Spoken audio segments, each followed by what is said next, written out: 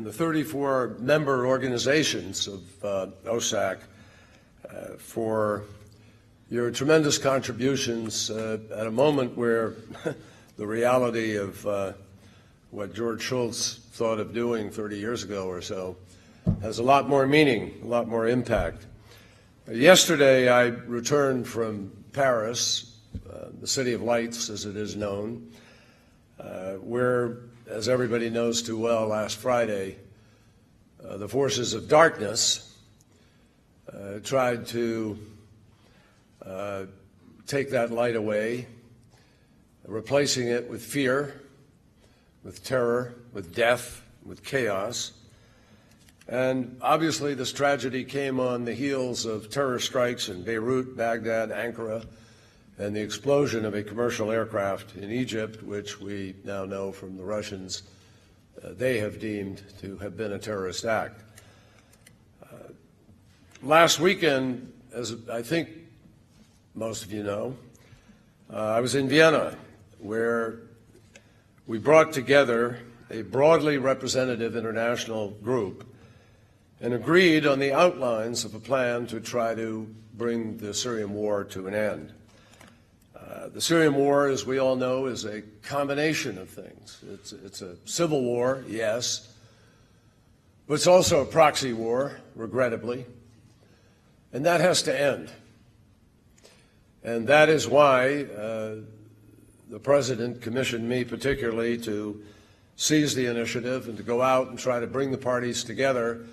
And for the first time, we were able to bring all of the parties to the table, including Iran and Russia. Some criticize that, but I have to tell you, I don't know how you end the war if some of the biggest stakeholders aren't at the table prepared to try to find a political solution.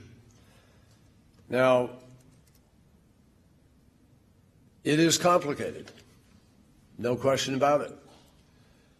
And there are forces at play that have been at play long before the United States of America became a country. Now, that doesn't mean that they are irreconcilable or impossible to be able to deal with. There were a lot of Sunni and Shia living together quite peacefully before the Middle East began to boil over in the way that it is today due to a lot of different factors, not just the Iraq War, though that obviously played a key role in it. Nobody can hide from that fact. But also a clash of culture and modernity, a clash of a process that has been building for some period of time as certain players have supported certain philosophies and ideologies and spread them through investments in various countries, and those are coming back to bite people today. But in the end, I do believe that the vast majority of people, and I hear this wherever I go, are absolutely, totally committed in an unprecedented way to come together across ethnic, across religious, across political, across cultural lines to fight for decency and for stability and for a future that is not based on creating chaos and violence. Daesh doesn't have a platform, folks. They're not arguing about health care or infrastructure or schools. They don't want schools.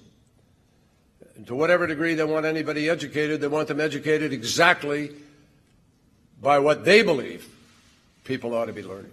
They kill people because they kill Yazidis because they are Yazidis. They kill Christians because they are Christians. They kill Shia because they are Shia. And people need to understand this. There is no negotiation. There's nothing to negotiate. When you license rape as a form of daily life and call it the will of God, show me a religion anywhere, including Islam, which teaches that. This is a complete aberration. A lot of them are ideologues run amok, but a lot of them are also criminals run amok, and people for whom this is an adventure and a great opportunity to go out and be paid to do whatever you want, rape, pillage, and plunder. So this is a moment for all of us. Let me make that clear. This is a moment, a generational moment perhaps, but it's a moment in history where we have to, all of us collectively, stand up and say, no, we're not going to accept this, but also we're not going to be intimidated by it. We're not going to be somehow coward in our pursuit of daily life and of the values which drive us as a country and as people, as human beings. We've worked too hard and too long. After 2 world wars and through the Cold War and the creation of the United Nations and all that comes with it, and all of our efforts to try to carry values and interests that talk about resolving things through rule of law and living peacefully together, notwithstanding differences, and promoting tolerance. Tolerance, one of the most important words in life today, and one of the most important organizing principles of any decent society. So that's our obligation, folks. And we need to absolutely make clear our willingness and our determination to stay together, to protect each other, to show that we are not intimidated and that we will never allow these terrorists to achieve their vile aims. Now, let me make my point as clearly as I can. There are no grounds of history, religion, ideology, psychology, politics, economic disadvantage, or personal ambition that justify the slaughter of unarmed civilians, the bombing of public places, or indiscriminate violence towards innocent men, women, and children. And such atrocities can never be rationalized, and we can never allow them to be rationalized. There's no excuse. They have to be stopped. Now, that is precisely where the Advisory Council is playing an indispensable role and where you can play a larger role going forward. But let me make this clear. You know, we don't have any illusions about how complicated this is. Most people don't think that another invasion by Americans in yet another Muslim country in which the local citizens are not prepared to fight back and hold the land that you then gain makes a lot of sense, which is why our strategy, and there is a strategy, and it is clear, and it's working, not as fast as anybody would like, but working. We have liberated communities in Iraq and in Syria. Tikrit, which was taken over by ISIL, has now seen 100,000 Sunni be able to come back and rebuild. Baiji refinery, which was under assault for months, is now securely in the hands of Iraqis. Ramadi, the forces of Iraq, where they've lost 200 people and some 1,200 wounded, are fighting to retake Ramadi, and they will. Sinjar was just liberated over the weekend with several thousand Peshmerga routing Daesh from that community, and they scattered. And just in the last few days, we have taken on their oil revenue, which is where they're really getting their money to pay for these tentacles that are reaching out. And we destroyed over 161 oil trucks, and that will continue, a campaign that will deprive them from their smuggling to Iraq and to Turkey, from which they get literally hundreds of millions of dollars.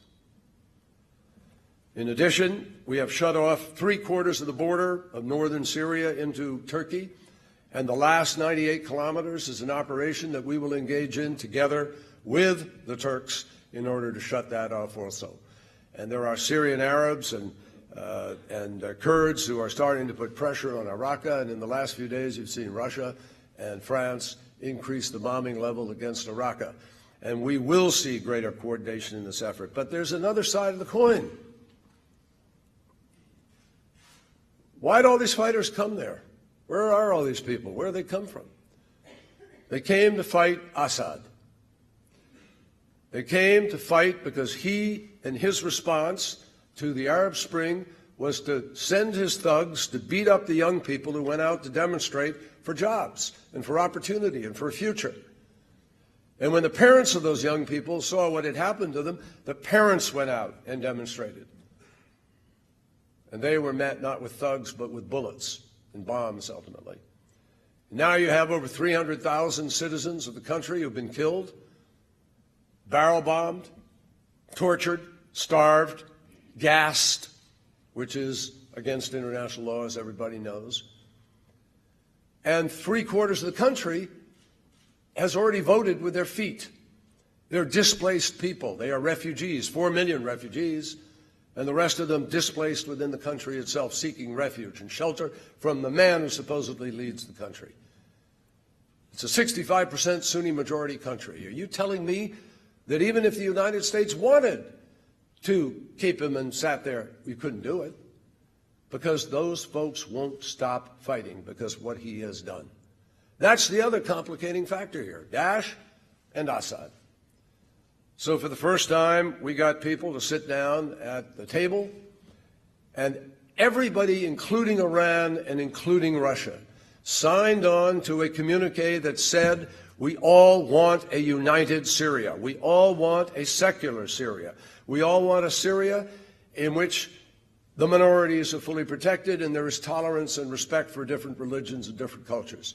All of us signed on to that, including signing on to a transitional process of governance where you put together a governing capacity that can take some of the power that Assad currently has in order to run the country and put together a constitutional reform process which everybody signed on to and ultimately have an election.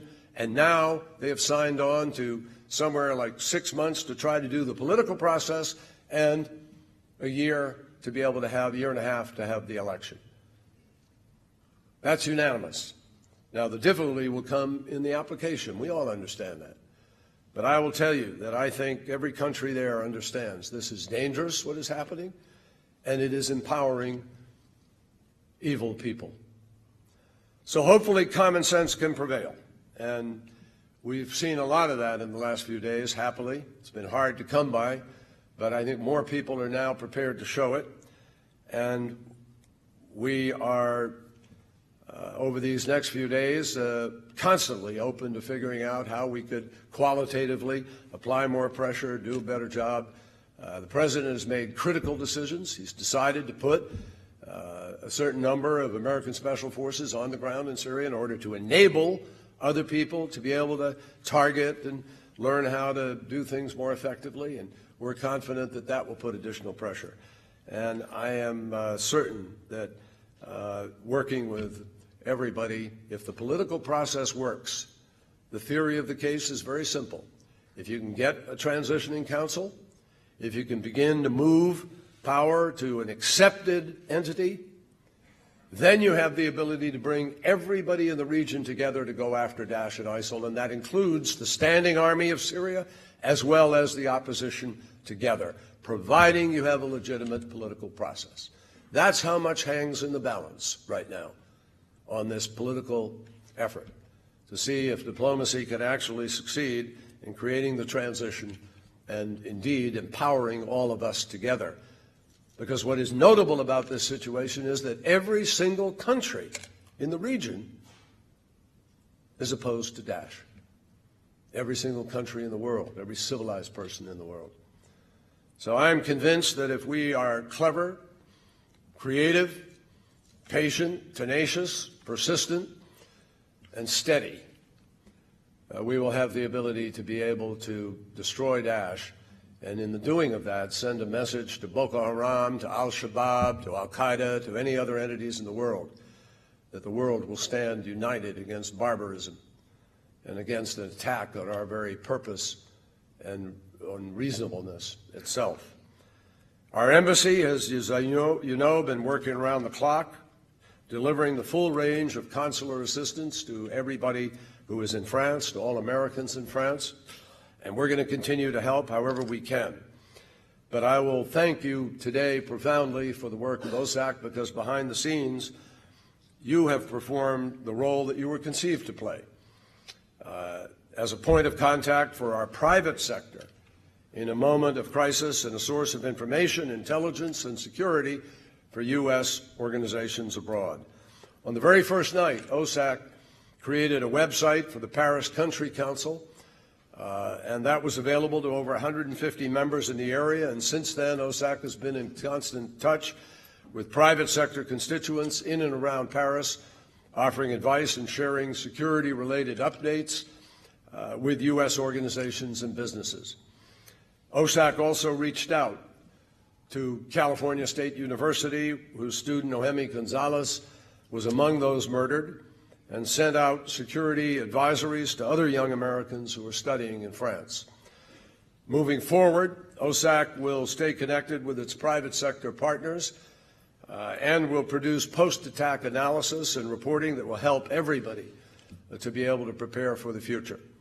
So all of these efforts, frankly, combined remind us why George Shultz was prescient when he established this structure. And he knew from his own experience that the world was growing more dangerous, even as it became more interconnected. And he knew that it's going to be very important for our diplomats and citizens to work together and to have each other's back. The events of the past few days speak to the essential need for us in government or business or nonprofits or elsewhere, faith-based organizations, whichever, to stay ahead of the curve in assessing new risks and taking protective measures to respond to them. We obviously cannot afford to be slow in sharing information, because information that comes late or not at all is the precursor to disaster. We have to be knowledgeable enough about local conditions and circumstances to discern the difference between an empty threat and a real one. And we have to stay in touch so that if an emergency arises, as in Paris last week, we know where you are and what you need. Since Friday night, there has been a great deal of discussion about so-called soft targets: cafes, restaurants, sporting events, a concert venue, soccer stadium, so forth. The types of places that you wouldn't automatically expect to be a prime target for a global terrorist organization, which obviously are today. And these targets are viewed as anonymous destinations, chosen almost at random. You can go on Google Map and pick spots and map it out pretty easily these days. And the ultimate purpose of those attacks is to do what the name terrorist implies: to sow terror, to scare everybody. Shopping, malls, restaurant, anywhere. The idea is to make us believe that we are always going to be in such grave and imminent danger that we actually have to stop what we're doing and change our choices and change our way of life.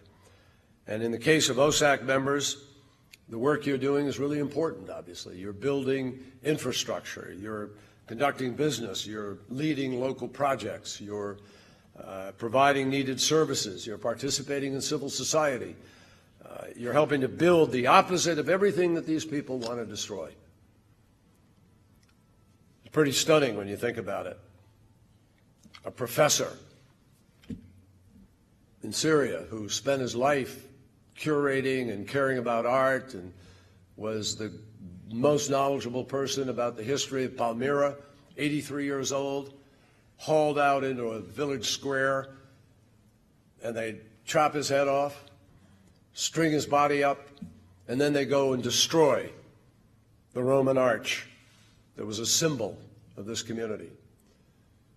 Nobody who witnesses that kind of destruction and that kind of horror should have any doubt in their heart or in their gut about how critical it is for us to stand up. And we have stood up before, my friends, stood up to the fascism of World War II. We have stood up to the horrors of the Holocaust, stood up to extraordinary moments of challenge. Paris has had worse moments than it had last weekend, and it came out of it.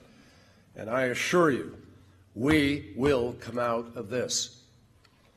So we're going to continue to expand and broaden our commercial and our academic connections overseas. We're going to visit and invite visitors. We're going to do the right thing by refugees. I mean, how is it that somebody can suddenly say that a 50-year-old woman with her grandchildren is going to be a threat and that we can't process people adequately to keep faith with our values in this country. We're going to continue to be proud in this department to represent the United States of America. And make no mistake, none of you have to be nominated by the President of the United States or confirmed by the Senate to be an ambassador for the United States. Every single one of you is an ambassador when you travel abroad. And that's what you and your companies represent every day as you bring with you a set of business practices and a set of hopes and opportunities and jobs that help to shape this world. It matters enormously that you carry that role of ambassador seriously, because in the process you win friends for our country. You explain to people that we're not telling anybody what they have to do. We give people a choice. And we don't punish people if they don't make the choice we wanted them to. You can help earn respect for those values, and you do. And all of this is multiplied when you reply to acts of terror with affirmations of courage and friendship and support. That is why OSAC is so vital. That's why we are so happy to have you all here today. And my message to you today is one of enormous gratitude.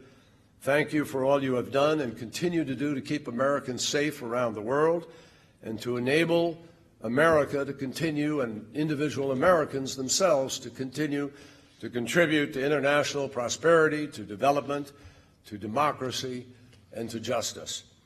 And my message today is also one of encouragement on the accomplishments of the past 30 years and to continue strengthening our partnership and helping us to make progress in the years to come. Thank you very, very much. Once again, we've seen an outrageous attempt to terrorize innocent civilians. This is an attack not just on Paris, it's an attack not just on the people of France, but this is an attack on all of humanity and the universal values that we share.